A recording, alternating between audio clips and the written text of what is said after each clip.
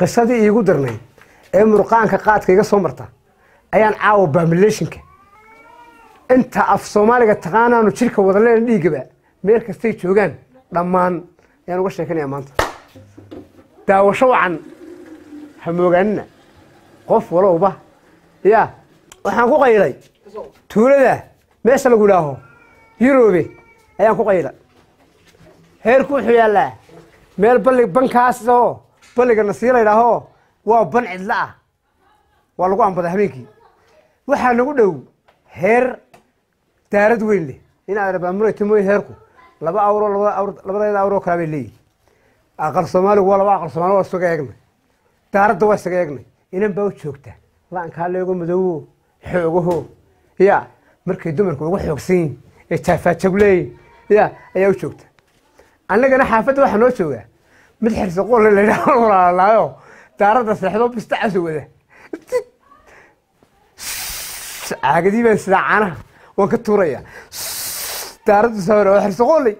show heer kale waa kala sokeynaa inantii daaradii hore dabastii aan huwan jirnay kalena way huwantaydii oo iska dhigtay oo dad iska rogay inantii laga galay caagadi baan ka saaray walaalkay xirsi ayaad hoosta ka gashay mooyee anigu inan heerbad hoosta ka gashay ismariyi xariya murqaan baan caagadi baan ka saaray awrtii arigii gurigu waa gurigii laga ka galay markaan laga ka galay baan caagadi halka saaran hoosta ayaan seexdo shawaan qaadiraysan leh waan kala dhacay salaad bay islaantii kacday inaad markay kacday ay tirinaaya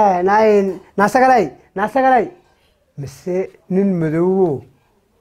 blaaga ayaa inta hoosta kaga jira kunti haya waa cilmi wanacma waxaan ninka ninta la hurdaa maan dareemine hurdaan ku qasaalaya aqoon qaadiraysanayo laakiin nimdadan ka maqlaya niyada bahal hingool ay bartana tabarti ka jabsatayo halka dhabarka qaska ayay kaga riday nuuc samadaasna aniga aloog malayoona yaan samada inaa rubood markaan samada badan ku eed waari xaga tiri sanayni gurigeega meel hay shay waraade maxaa taxta meesha sandeha laba jaafa jugla halkan jooga ayaa lagu yeeray wala tebe koor xadhiga geedka laga micinsado cabaad baan siidayay dheerkayga qabtay wala kixiyay gurigoodiga yeelo dhinka u bareeray iyadoo la wado ayaa bahligi salaam calaykum asalaam cabdillaahi muwacantay khayr iyo barake ninkan xalay uu noo soo dhaca inantii oo daaradda hurda isagoo la hurdo laga kaga jira